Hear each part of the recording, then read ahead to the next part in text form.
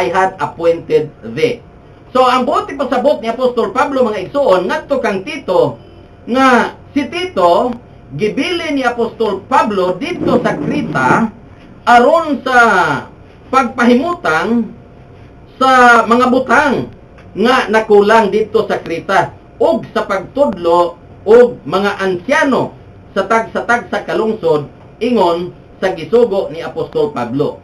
So makita nato dinhi mga igsoon nga kini di ay pagtudlo og ansyano or pagtudlo og kining pastor mga igsoon or bishop o elder sa usa ka lokal dinha magkuha og himuon nila nga maoy ilahang magadumala sa panon.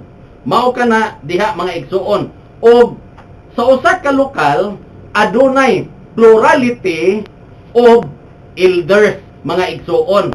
Sa usa ka lokal dili kay usay elder o usay pastor. Sa isa ka lokal nagkinahanglan og labaw sa usa mga igsoon ang mahimong pastor. Excuse me. So mo ni nakita nato sa balaan kasulatan. Bersikulo 6 nagaingon, kung may tao nga dili badlunganon. So mo na.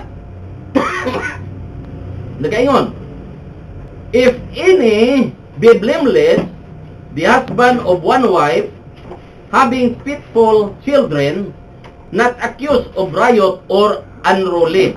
Nagaingon din ni mga igsoon, nga kung may tao nga dili badlunganon, bana sa usa ka asawa, nga may mga anak nga mga magtotoo, nga wala ikasumbong sa paggubot o sa pagsupil. So, ang kwalifikasyon di ay mga igsoon sa usa ka elder o sa usa ka ansyano o sa usa ka pastor o sa usa ka bishop, kinahanglan di ay siya dili badlunganon. Unya siya bana sa usa ka asawa, sa ato pa lalaki. Dayon, adunay mga anak nga mga magtotoo. Ang makita nato karon mga igsoon sa mga denominasyon, ulitaw pa, maupay paggawas nila sa ilahang mga Bible school, magpatawag na dayon sila og pastor, o magpatawag na dayon sila og bishop, o magpatawag sila og elder. Nakita nato dinhi nga ang dinis balaan kasulatan, kinahanglan man nga dunay mga anak nga mga magtotoo. Unya kanang mga anak mga igsoon, giingon dinhi sa bersikulo 6, wala ikasumbong sa paggubot o sa pagsupil. Pero makita nato nga kung doon na may mga pastor karon sa mga denominasyon, unya aduna sila mga anak mga igsoon, ang ilahang mga anak mga badlungon.